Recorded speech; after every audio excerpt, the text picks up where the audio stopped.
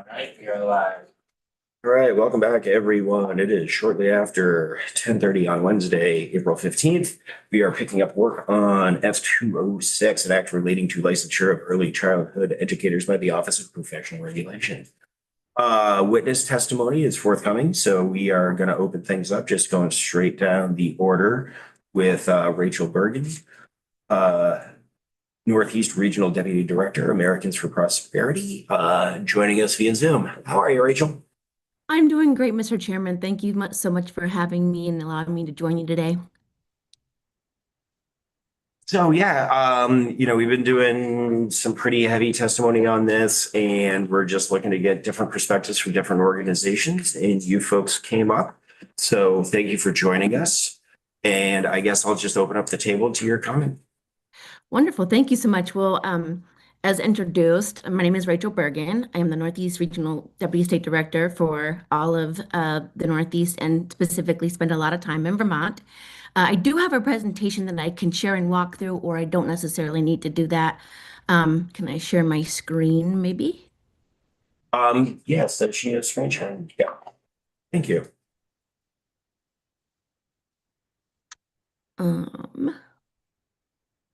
If it doesn't work, oh, perfect.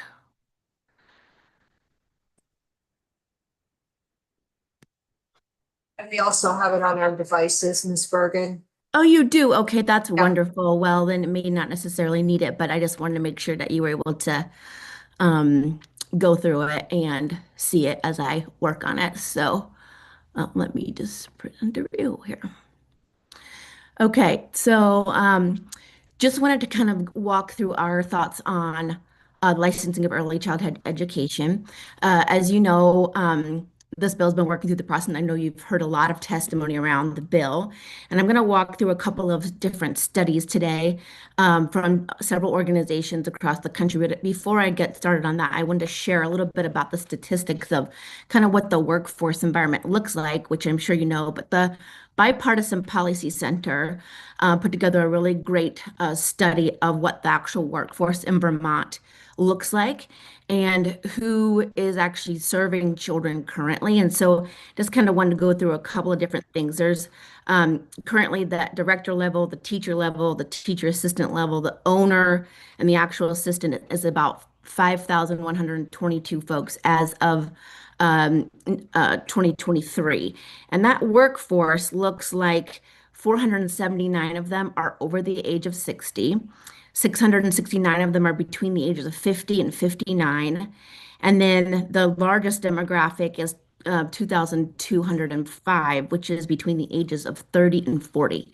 And so, kind of thinking through what the demographic of folks who are serving currently looks like, I just kind of wanted to walk through some additional thoughts. And so, a couple weeks ago in the Vermont Digger, Ed Timmons from the Archbridge Institute wrote a piece about what the workforce looks like and how this new regulation would increase the cost overall to Vermonters.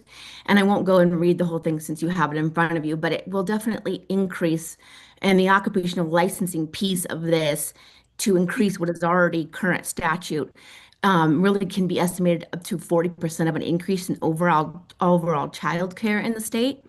And with that, as we know, Vermont is actually one of the highest states in the entire country for the cost of childcare. And by increasing these regulations, it will definitely increase that cost. And the Economic Policy Institute estimated that the average childcare cost is already around $19,000 per year. And this kind of puts Vermont as 12th nationally as the for cost of infant care specifically. Um, Really, what this will do is some of the larger centers and the areas in the states that are wealthier will be able to maybe deal with the cost that will be passed down to them, but it will impact some of the rural parts of the state even more. And I will send you the full report so that you can take a look at it.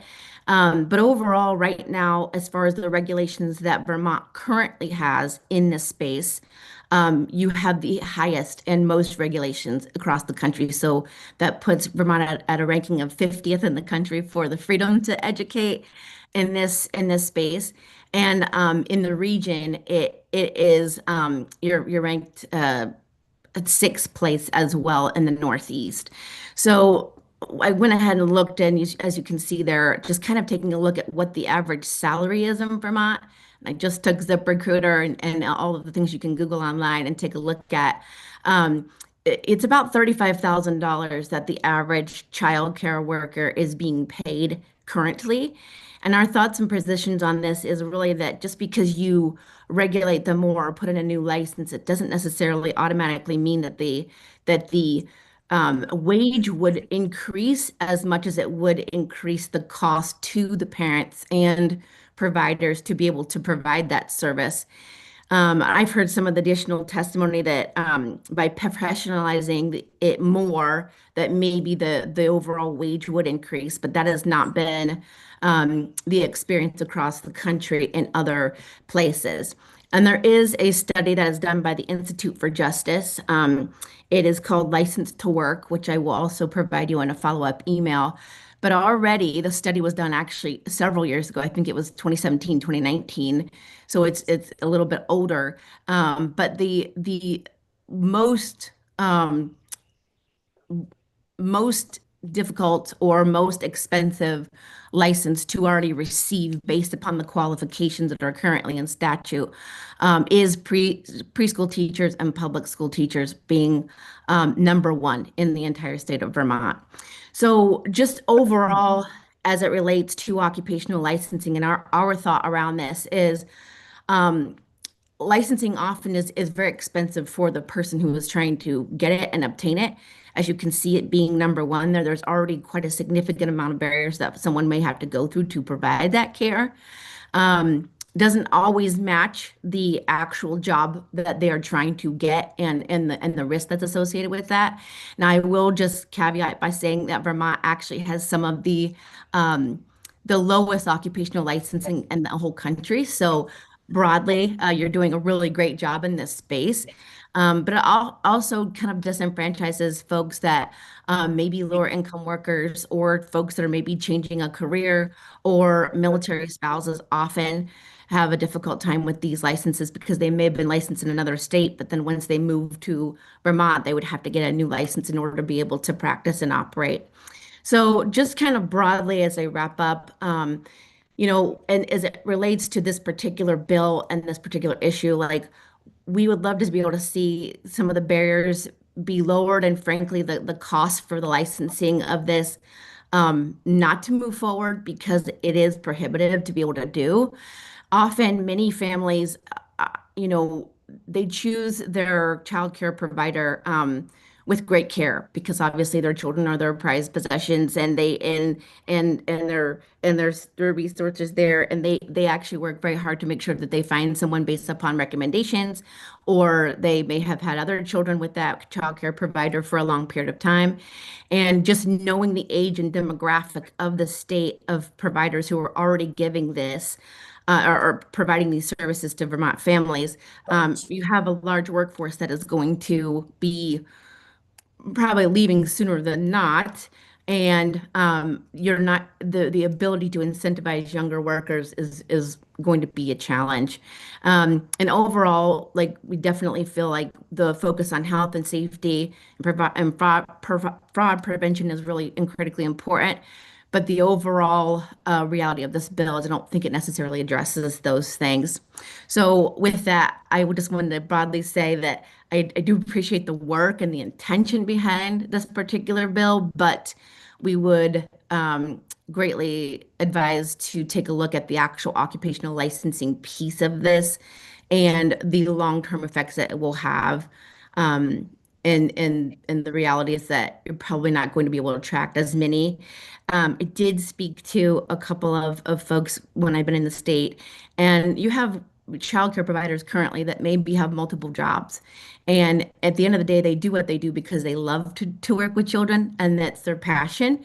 But sending them to a full rigorous process of getting a new license and the requirement for ongoing education in that space would definitely be an increased burden to Vermonters who are already struggling with affordability. So if you've got the document that I sent, you do have these links as well, but I'm going to send a separate email so that you can link into some of those resources that I shared with the group, with committee. Okay, a question from Rep. Waters. Hello, good morning. Good morning. Hi, can you explain to me what childcare freedom is? So on the other slide or the Yeah.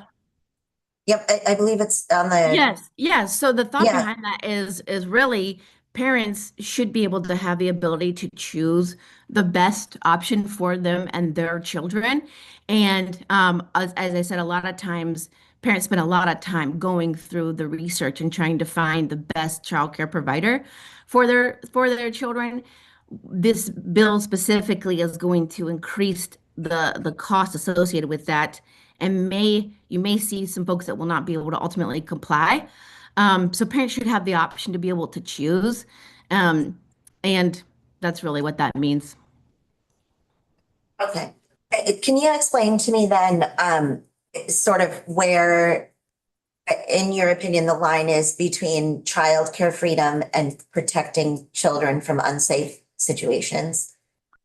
So as it relates to the this particular legislation, I think as the department addressed last week, or I can't remember exactly when they engaged, there's definitely a need and a reality of making sure that children are safe. These particular licensing, as I already mentioned, Vermont already has one of the highest regulated childcare provider industries in the entire country. And so, as it relates to keeping a child safe, these particular licenses and the fees that go along with that are not going to really change a whole lot as it relates to what the state's oversight already is in this space. And hopefully every single child was always safe in this area. But a new license or a new fee and the cost associated with that may not necessarily address that. Yes, thank you. And I'm happy to follow up with you a little Yes. bit more about that as well. Thank you. I'm going to go Representative Pango, then Representative Stone. Thank you. I also had a question about childcare freedom. Mine is more about the score and how it was arrived at and what the range is in scores. For the Archbridge report, Yes.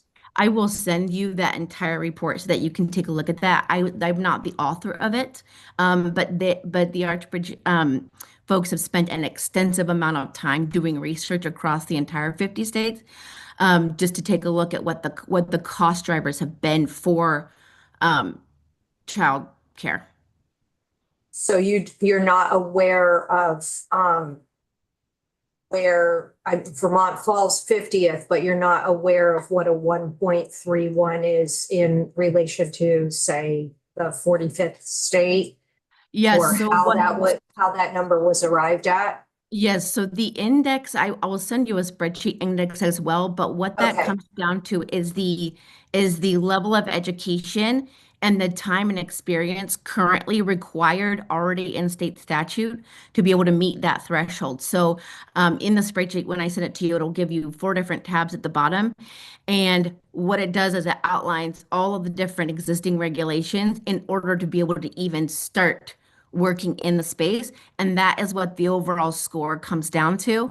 And you know, it goes from everything from the age requirement to start, the location minimum size, the uh, um, individual per child ratio, all of those different regulatory pieces that are already in place in Vermont, and then also the education requirements currently in statute. Okay, great. Thank you. But I will send that spreadsheet to the committee. Representative Stone. Hi, what specific childcare safety standards would you eliminate and why? Like, what regulations do you believe are unnecessary background checks, staff Oh, no, no, ratios, absolutely. training? So, as it relates to specific what is currently in statute, I don't know that we're advocating to eliminate any of them at all.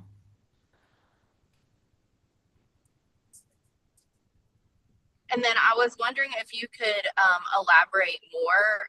Sounds like we're all kind of asking the same questions around education freedom and if like what does choice mean if there aren't enough child care slots for families? And could you point to other states where you believe that they have a policy that you do support? Yes, thank you for that question. To your point, you are very correct in the fact that Vermont is already a desert when it comes to, and actually I do have a link for you. It is a national it's a national database, but it allows you to actually look at childcare in the state of Vermont and where the areas, the hot spots are in the state that already do not have childcare providers. And so as far as the question that you asked there, what we're advocating for and saying is that because Vermont already doesn't have enough childcare providers, increasing the fee to enter the space and then the hours associated with continuing education in the space and it being a new barrier and a renewal fee. That's already going to be a disincentive for people to try to actually engage in that space, and especially with the age demographic of folks that are over 50 to 60 and over 60 that are currently in there. They're probably not going to have the incentive to go back to increase their increase all of the requirements that are in the legislation and pay the extra fees. So I agree with you that there's already a hole, and we wouldn't necessarily advocate to increase that. And I can send you some examples from across the country if that would be helpful, Representative Stone.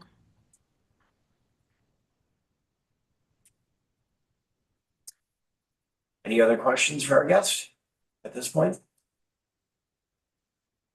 Yeah. So I'm just here. Yeah, I guess other than those follow-ups at this point, anything else you'd like to offer the table? I just appreciate the time and ability to come and testify, and thank you so much for having me today. No, of course, of course. All right, committee, we're gonna shift gears to in-person testimony. Up next, we've got Caitlin Northy.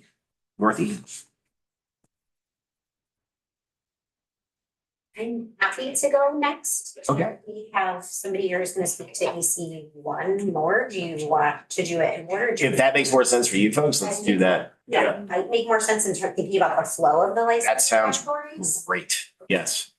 I will defer to that. So Kim Freeman, thank you for having me here. I arrived from Brattleboro with the hopes and dreams of future early childhood educators riding on my shoulders. I teach aspiring early childhood educators at the Wyndham Regional Career Center in Brattleboro. And I also teach for the Community College of Vermont, the foundational early childhood coursework for learners all over the state. I've actually worked in the field of early childhood education for almost 40 years. I've been an infant teacher, a toddler teacher, a preschool teacher. I spent 11 years in my home as a family childcare provider, turned my business into a licensed center, spent time worrying about other people's paychecks, and then was snatched up by Head Start for another 13 years before I landed in my current position now. And I've been teaching at the high school level for 6 years. I wholeheartedly support S206 and early childhood licensure because the crux of this is that every child deserves high quality early childhood education, right? This is about what's best for our youngest citizens. And this starts with well-prepared educators. As a career and tech teacher and a CCV instructor, I can tell you about some pathways that currently exist for people wanting to enter into the field and some that have potential, right, to expand once licensure is established. But I'm going to start by saying the future workforces in my classroom today. I know them. I know them well. I spend 2 years with them, 5 days a week, 2 hours a day. My high school students are eager to learn, to earn college credits because they're earning college credits. I'm a dual enrollment instructor. They love doing their field work. They get anywhere between 80 and 100 hours of fieldwork experience a year. And they get paid experience through the youth apprenticeship program through Vermont AEYC. They're not at all intimidated by coursework or licensure requirements because, they're fully aware that I support this bill. They're motivated and they're really proud of their growing expertise. So yesterday, when I got the email that invited me to come join you this morning, I asked my students, I said, I'm going to go and talk to the lawmakers. And what would you like me to tell them? And one student actually wrote up a lot more than's even listed on my thing here. But I pulled out, we didn't need to go on and on about her childhood. But I'll read to you what she said. I'm a 10th grade student at Brattleboro Union High School, and I'm enrolled in WRCC, which is the Windham Regional Career Center, in the Early Childhood Education program. Since I was 4 years old, all I wanted to do was be a teacher and work with people and help them grow. I wanted to understand the best way to help, which is why I took my WRCC class to learn about child's development and ways to support them. I could have just gone into babysitting and looking after children. However, now that I've taken my education course, I realize that working with kids is not as simple as just wanting to and finding joy in it. She finds a lot of joy in it. After taking this class, I feel better prepared to support children's growth and development in a workplace setting, and even when caring for my younger siblings. When she said, I'm already talking different to my siblings. For example, I know how to de-escalate situations without making the child feel shame.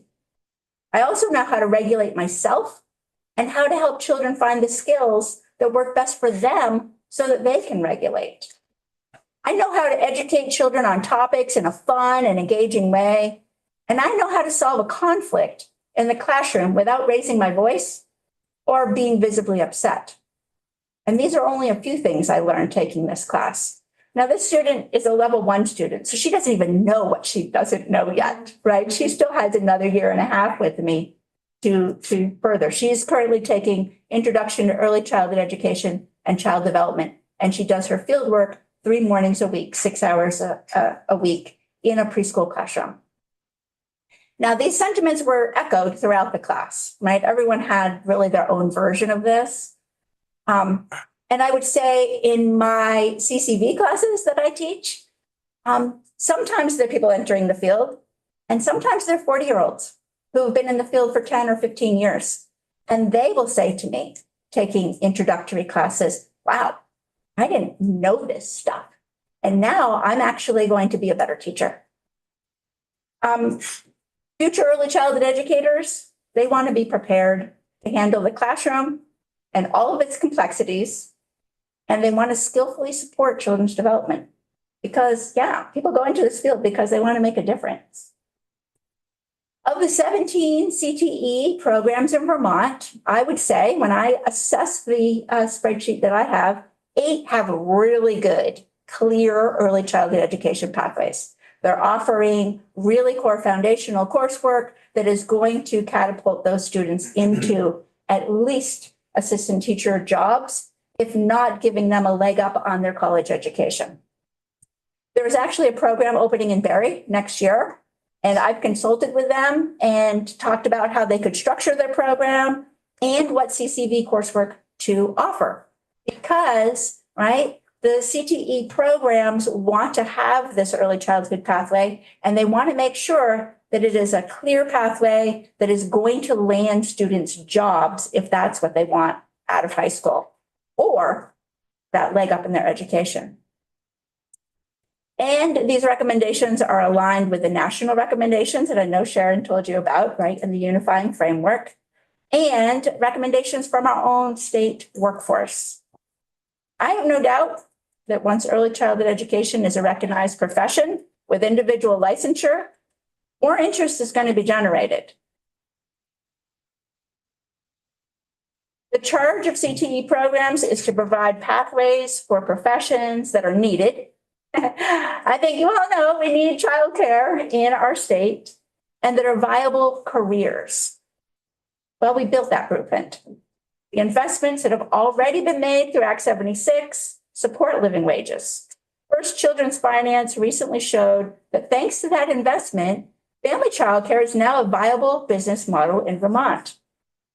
And this legislation before you creates clear paths. S206 allows my students to see their careers unfold before them. A career that actually could be valued. So let's talk about the pathways, okay, for these young people. Does every high schooler in Vermont have CTE programs available to them? Well, I believe they should. And my experience shows that when we create the pathways, they come.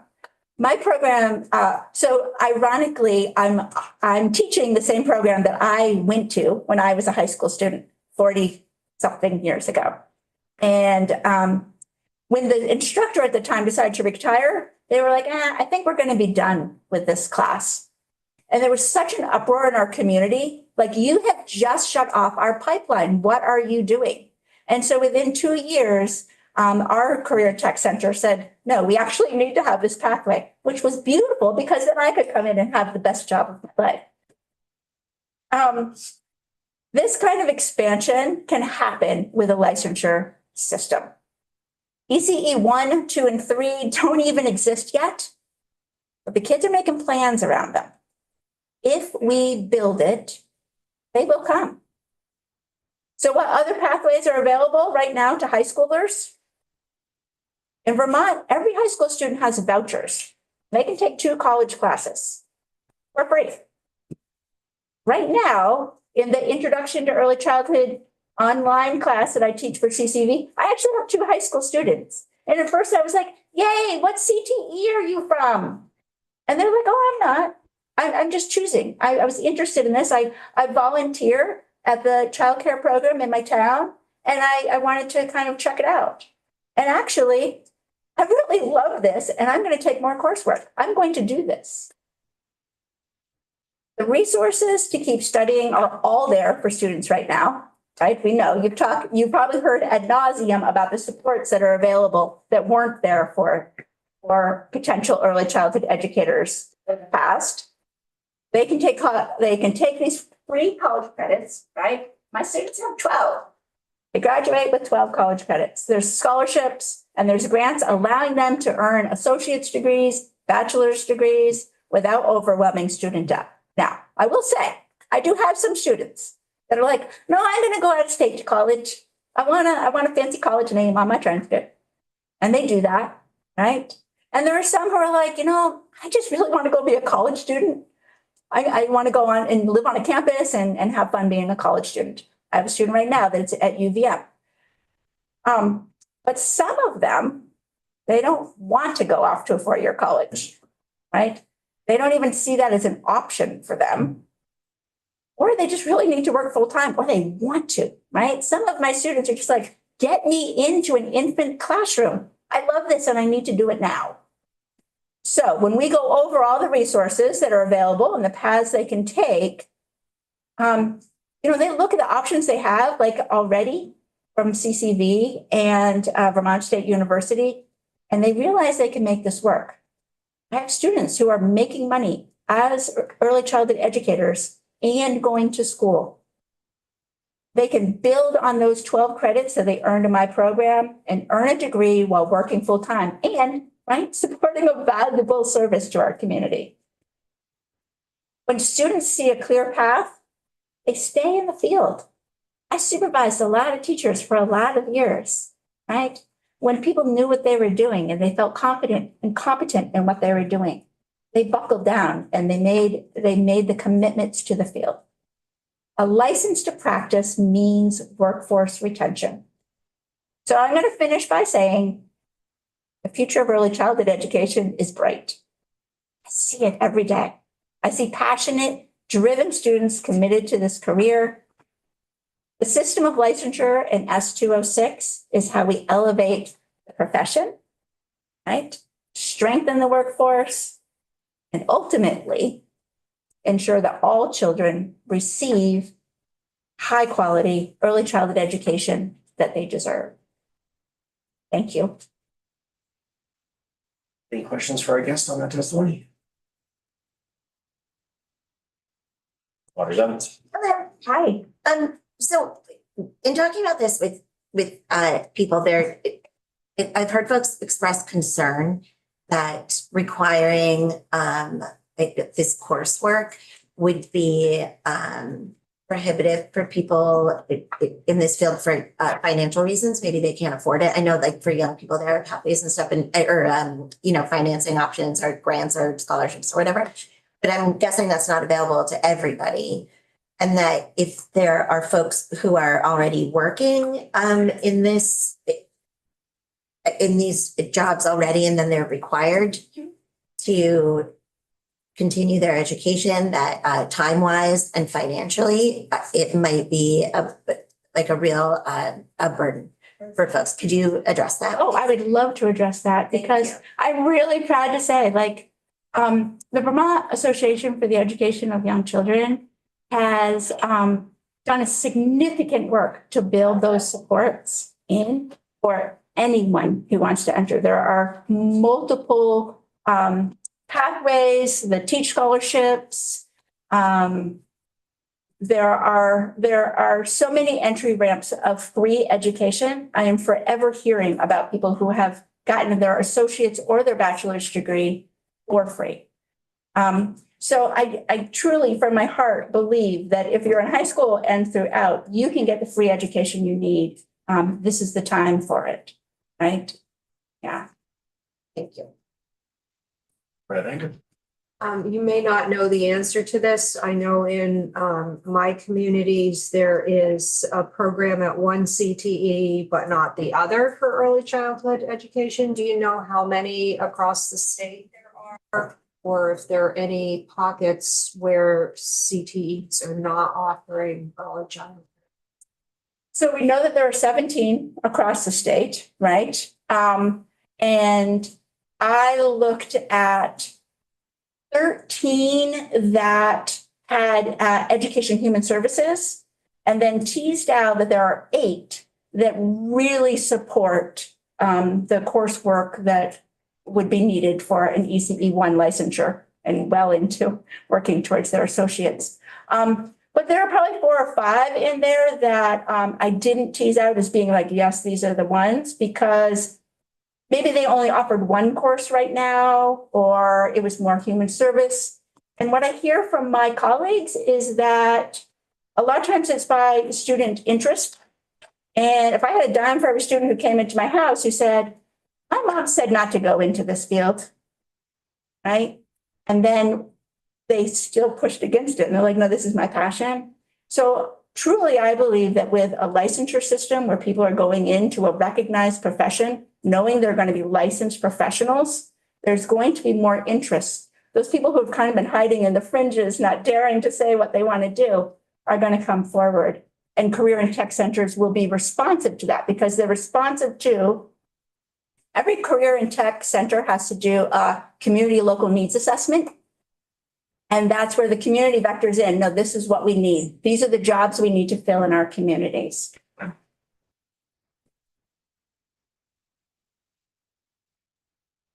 Okay. Seeing any other hands? Rep Coffin, your eyebrows preceded your hand. Yeah, no, and I understand the licensure and the recognition. Why is it important that this be mandated to every childcare in Vermont? That we have to then take people who have been doing this, say, for years, and force them to become licensed? I can see licensing people, wanting them to get the recognition, wanting them to get the training. But why is it felt that we have to do this to existing daycares? Right, so, right, because I'm thinking the future workforce. Yeah, I hear exactly what you're I'm saying. wondering why we would need to Yeah. put this burden on Yeah. people who are doing the job already and following all the regulations we've put in already. Mhm. And I'm wondering why the extra burden to them. Right. You know, it's funny, last night I sat with a group of family childcare providers who wanted to understand more about some of this stuff too, right?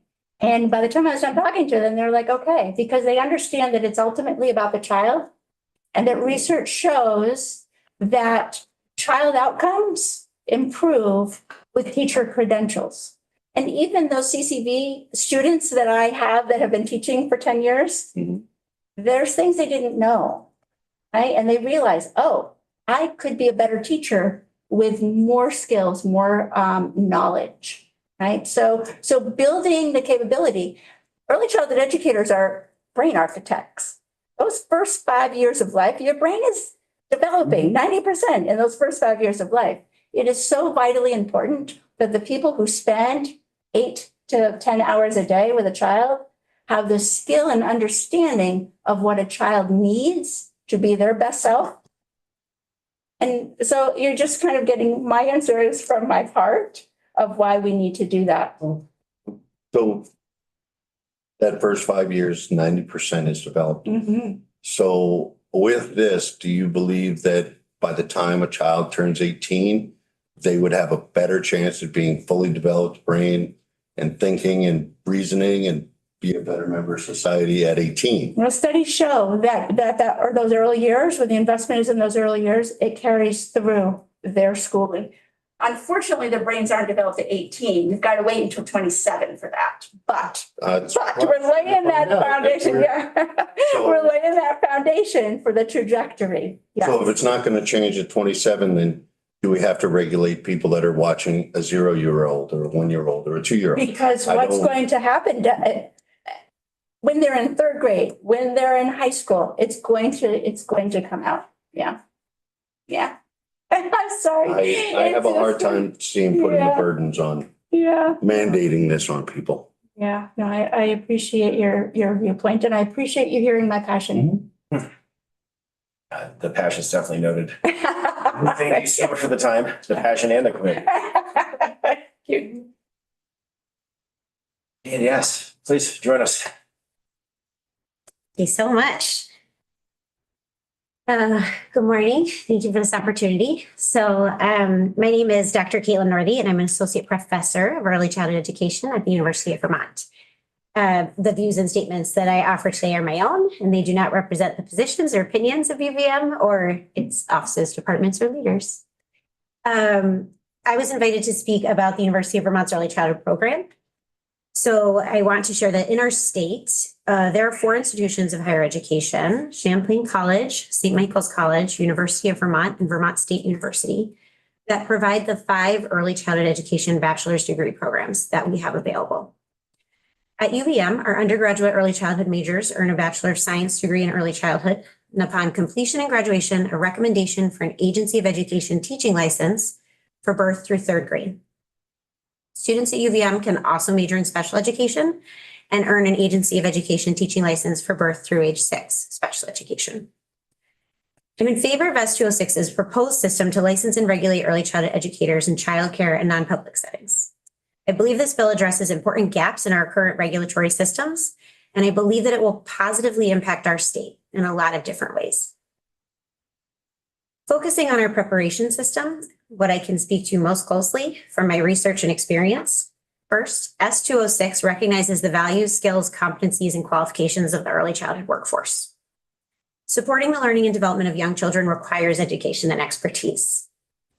This is why early childhood educators' qualifications have consistently been identified as a key component in providing quality early care and education for young children. Drawing on decades of research, Early Childhood Field recommends that educators have a degree and specialized training in early childhood, as it's the combination of these 2 factors together, the degree and specialized training, that produces stronger child outcomes than either factor separately. Research has demonstrated that there is a relationship between quality, child safety, and teacher turnover. For example, centers with high rates of safety violations are more likely to have high rates of teacher turnover and lower quality with respect to supporting children's learning and development. S206 is an example of how one policy can influence all three of these key areas that make a significant difference in a child's life. S206 will establish licensure categories that reflect the early childhood field's national standards and competencies. These are used to guide the curricula and accreditation of higher education early childhood preparation programs across our country. By recognizing the education and expertise required to be an effective early childhood educator, S206 will increase recognition and respect for early childhood educators. This can incentivize educators to pursue or continue careers in childcare settings. Pre-service early childhood educators want the public to recognize the expertise required to work in childcare, and a licensure system that values their education is part of establishing this professional system. My UVM early childhood students, similar to what you just heard, are committed to the early childhood education profession. They're excited by Vermont's vision of the future. Public support and advocacy for early childhood educators motivates many of our out-of-state early childhood majors to pursue careers in Vermont. EC3, which is a bachelor's degree, in particular, is a licensure category that will be key to retaining and recruiting early childhood educators into childcare settings. Second, S206's licensure categories establish clear, easy to understand terminology to describe early childhood educators' qualifications and competencies. Consistent terminology for the qualifications that early childhood educators possess is really important. It increases alignment and coherence across multiple systems, including within our state's early childhood workforce, the systems that support early childhood teacher preparation and career advancement, and early childhood systems nationally. For more than 5 years, Vermont's early childhood higher education faculty and stakeholders have been using the national recommendations for EC 1, 2, and 3 to improve alignment and articulation across our early childhood preparation programs, coursework, experiences, and supports, those resources that you were just hearing about. Alignment across our state systems, as well as with these national efforts, will make it easier for people to navigate education pathways, professional development opportunities, and career advancement in Vermont and if they move to other states. The proposed EC 1, 2, and 3 licenses will also serve as objective criteria higher education faculty can use to identify qualified mentor teachers to support students' field experiences. So these are practicum placements, student teaching internships. The field really feels strongly, the field of education, that these experiences are integral to teacher preparation as they provide opportunities for pre-service teachers to apply their learning in real classrooms under the supervision and guidance of mentor teachers. However, inconsistent expectations for early childhood educators' qualifications in childcare settings has made it challenging for preparation programs to identify mentor teachers with the competencies needed for quality field experiences. So when someone at the University of Vermont who does our placements is placing students in any public school setting, they can assume that those mentor teachers have an AOE teaching license with the appropriate endorsement. That person in higher ed needs to work a lot harder to place our students because they actually need to speak with the director and understand what each teacher that is working with children has and how they can support our students. Inexperienced and underqualified mentor teachers can negatively impact early childhood teachers' preparation and perceptions of the field. There have been instances where pre-service teachers in our state have had more years of experience working with young children and or more early childhood coursework than their assigned mentor teachers. Clear and consistent terminology will recognize the qualifications of our current workforce. It allows teacher preparation programs to easily identify qualified mentor teachers in childcare settings for infant, toddler, and preschool field experiences, which are pivotal to their preparation, support the learning and development of our future early childhood workforce, and inspire them to keep working in this field. The proposed licensure categories can be understood by the public, especially if they're consistent. So parents, caregivers, intervention specialists, researchers, and those outside of childcare, when they're making hiring decisions or trying to engage with anybody in the workforce. S206 also recognizes and values the early childhood education and collective power of the workforce in Vermont right now. The public investments, especially those that support the education of our current workforce and pre-service teachers, are working. A recent CDD report showed that 22.4% increase from 2022 in the number of individuals working in regulated early childhood education and after-school programs who earned an associate degree or higher. Full-time early childhood educators who were also enrolled in early childhood teacher preparation participated in a focus group for a study that I ran, described how public investments in their education help them feel, quote, recognized, valued, and respected by policymakers and the public. Anecdotally, I can also report that student loan repayment assistance programs for early childhood educators incentivize some of our graduates to work in childcare settings after graduation. Increased visibility and advocacy for early childhood education in Vermont has increased general interest in early childhood. Not everybody who's interested in studying early education wants to be a teacher and work directly with children. However, a lot of the advocacy that has been keeping childhood at the front and center of discussions in our state have caused a lot of interest from UVM undergraduate students. In the fall of 2024, we actually designed an interdisciplinary childhood studies minor because we noticed that undergraduates were interested in learning more about early childhood. Within the first year, we enrolled 46 students. It currently has more than 105 students from a wide variety of majors. This brings people from across the university into our classes who get to learn about young children and more about what it means to work in this field. And so it's elevating our profile, which is really exciting. S206 reflects the voices of Vermont's early childhood educators and its proposal to establish a professional board of licensees to develop and oversee regulation of the profession honors the capacity and vision of the workforce. When this bill was first introduced last year, it looked a little different. The perspectives of current educators and people in the field and policymakers have informed improvements to make sure that this bill can do as much help and good as it can. Before I conclude, I have a similar idea to you. Teachers think alike. And I want to share the words of two recent UVM graduates. When I got invited to testify yesterday, I reached out to alums who are working in childcare. And I said, I don't know if you've stayed on top of the bill, but I'm curious if you have any insights. And I find their words powerful reminders for the promise they see in this proposed legislation and their hopes for the future of the early childhood system. I heard from two of them last night. The first said, I think this bill would help give the teachers I work with the recognition they deserve for amazing work they do every day. I'm so excited that this bill is being considered because I really would like to build my career in this field, and I know the teachers I work with feel the same. The second person said, I've been keeping a close eye on this bill as it means a tremendous amount to the field.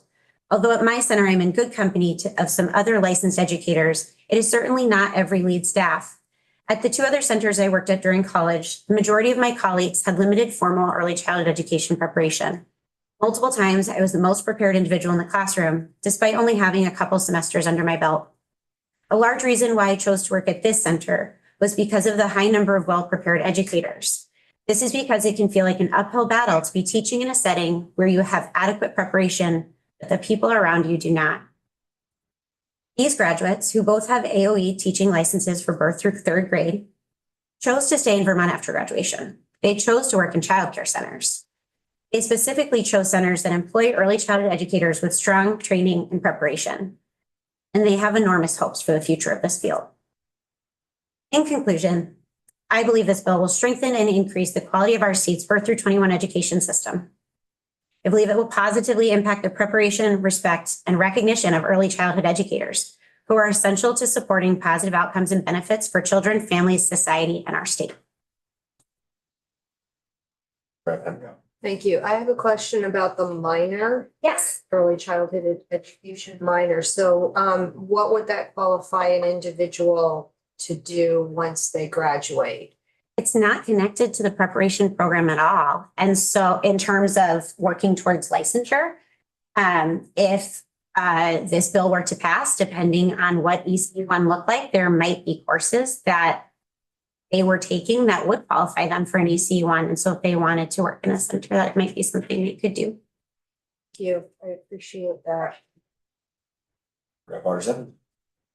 I noticed when you were talking, I wrote them down, you used the words respect, recognition, value, inspiring people to keep working, what the perception is of that. Can you talk a little bit about it? Because I feel like it's sort of been the subtext of what we've been talking about since we started discussing this.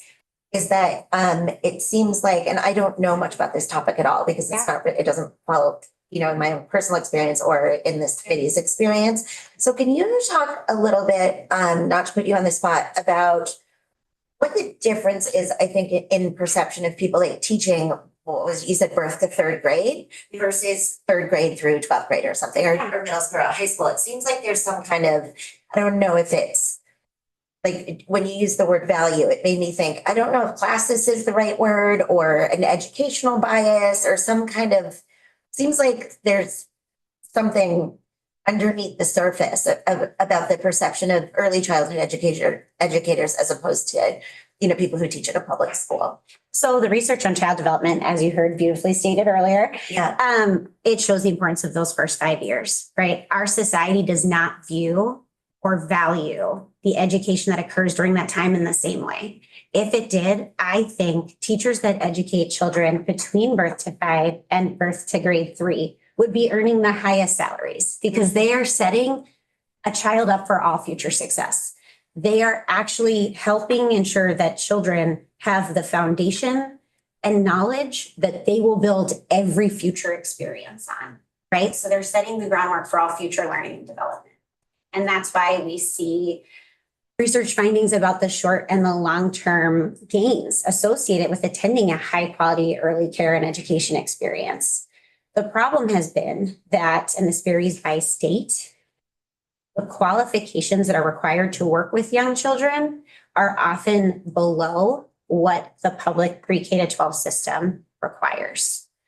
There's a number of reasons for it, right? But we've ended up with a system where to work in a public so if you just take 3 and 4-year-olds, right? To work in a public pre-K setting, in a number of states in our country, you need a state teaching license that qualifies you for that. If you're working in Head Start, you need a bachelor's degree, hopefully in early childhood or related field.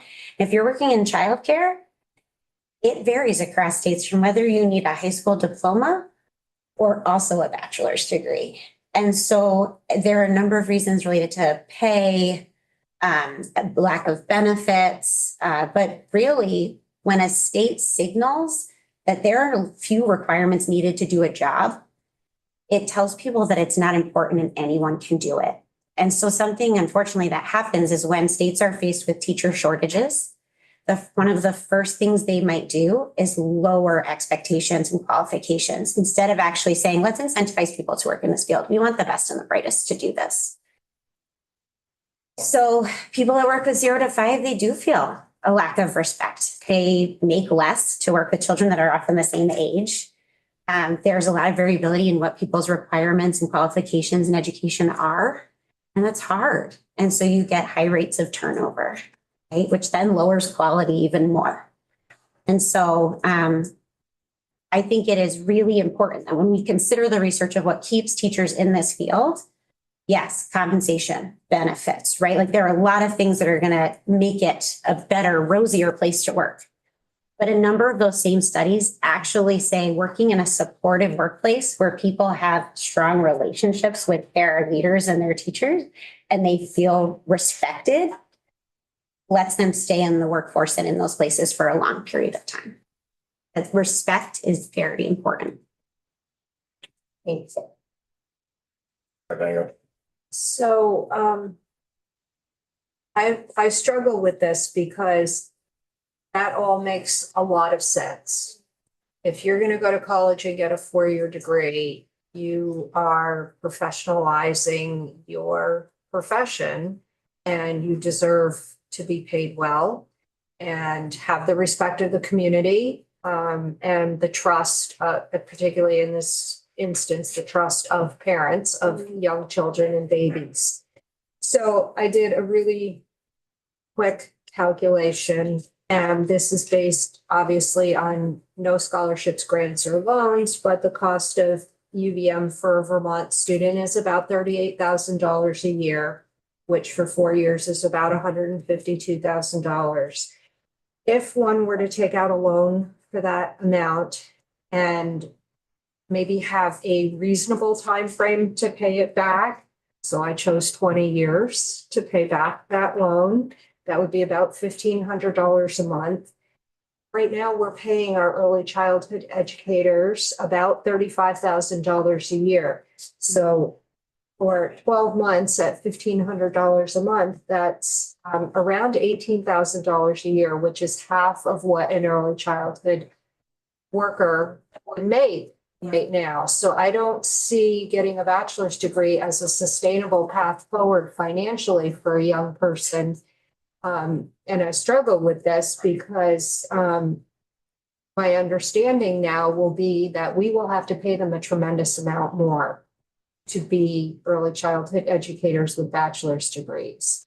And this is not directed at you, but in the context of this discussion that we're having when we've invited professors and other education professionals in, that the reality is that our young people really can't afford to do this. I can see where that would be a takeaway, and it's scary, right? I also have student loan debt. One of the things that I want to name is that there are a number of resources, which you already heard about, that can help cover the cost of education at a number of institutions in Vermont.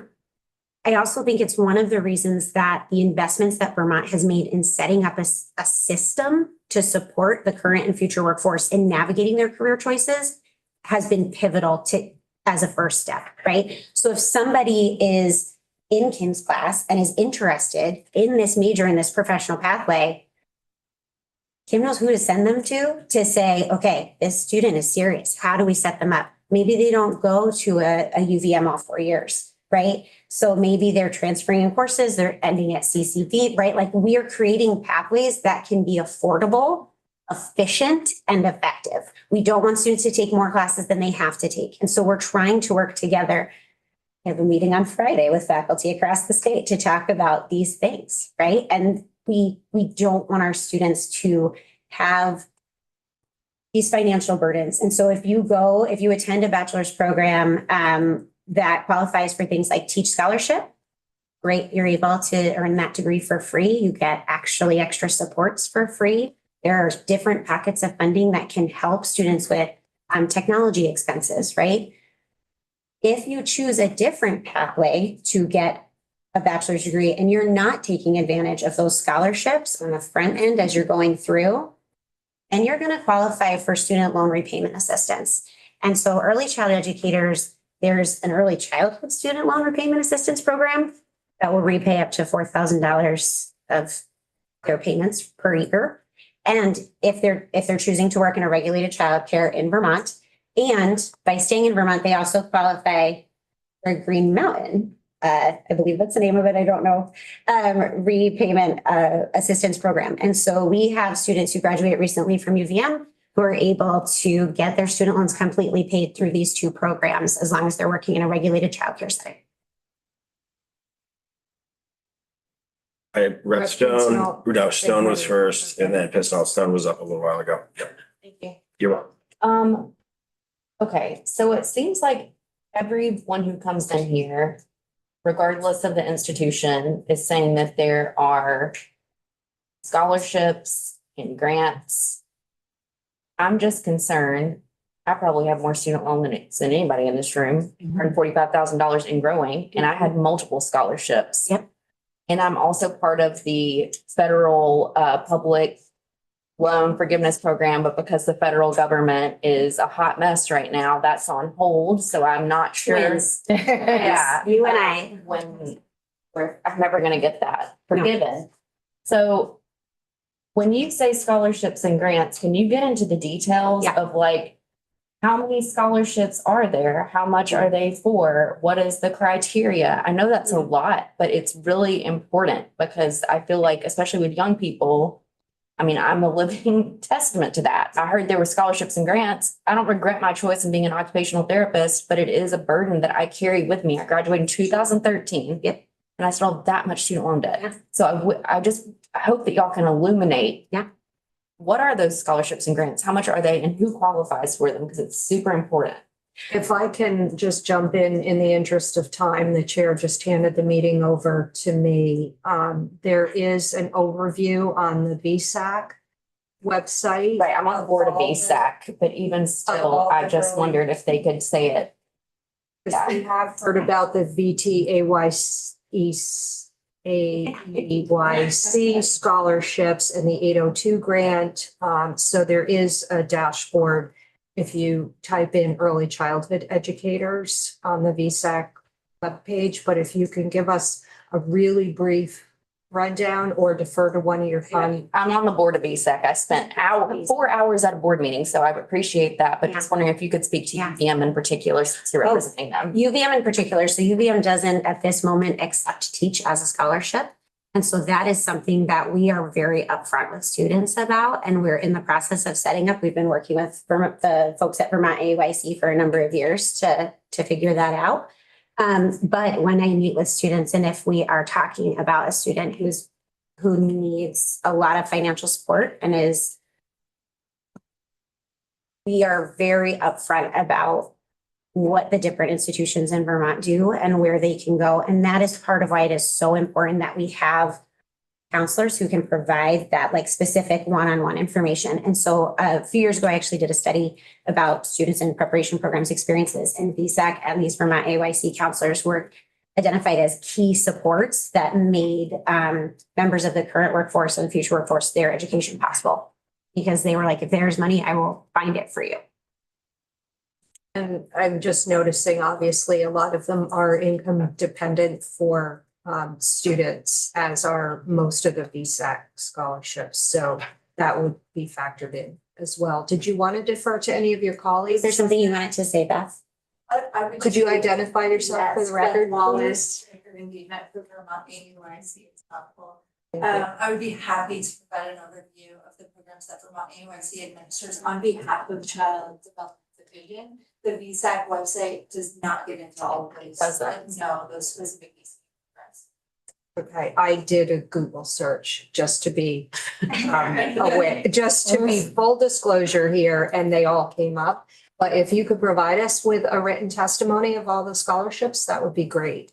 Be helpful. And I will say one of the things that I found in my study was that students, similar to I think what you were saying, was like, okay, I got scholarship money, but I can't do school from my phone, right? And so there are the different funding sources that are available are able to match student needs as well. To say like, okay, I need access to technology. Okay, their textbooks are going to be covered, right?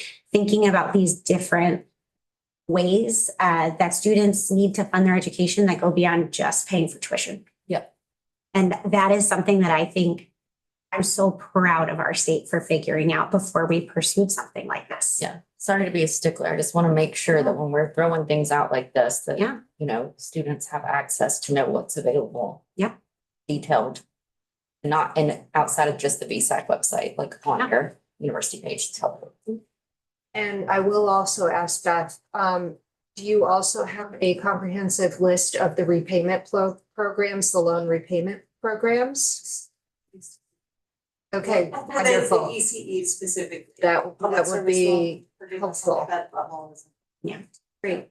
Thank you. Hopefully, does that address, will those two documents to address your concerns, Rep. Stone? We'll see. I'm not gonna say yes until I Okay. see them. That wouldn't be a good Great. answer question. Thank you.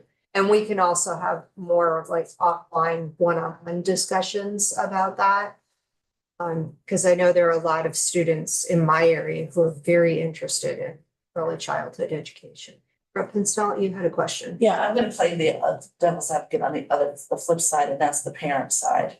I get the programs for the parent, or for the students and the children being the top priority, but my other concern is the cost of childcare and what has happened in the last few years. And we now have a tax that everybody's contributing to. But childcare costs are continuing going up. And if we're talking about universal education in the state of Vermont, and we're talking about equalizing pay scales for teachers in the elementary schools, then maybe we need to start looking at an equalized pay system throughout childcare centers as well. And having it affordable. I get it, it's costing $35,000 or $100,000 to get certified to teach in a preschool, but parents are not gonna be able to afford that.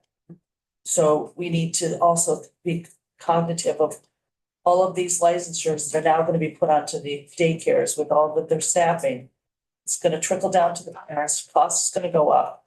And that's where my biggest concern is that we cannot, I mean, my kids went to daycare, but back then there were sliding scales. I didn't qualify, but there were families that could afford to work and still send their kids to daycare. And when you go to work and all your paycheck goes to daycare, at some point, something has to, so I think in making all this legislation to have better teachers at our daycare centers, we also have to look at the flip side is what is this gonna cost in the long run? And I think we have to be very cognitive of those issues going forward. Yeah, I think the additional cost for compensation or things that you're referencing are outside the scope of this bill. I know Act 76 said a lot of different mechanisms in place to kind of bring costs down for families and also wages up for teachers. And there are multiple reports that speak to that being really successful. And so that gives me hope that we can pursue both. Like in this bill, setting up something that is going to recognize the qualifications that educators have and what they need to work with children and to fill these different roles and responsibilities that help a center function, while also in other policy avenues, examining things like compensation and those costs for families to make sure that those stay low. Because they're very related issues. Are any additional questions for just at the table or anyone who is in the gallery? Great, well, thank you very much for coming in and explaining the different programs to us. And we appreciate all of you and your input. So if we have nothing else, Nick, you can take us off live. Thank you.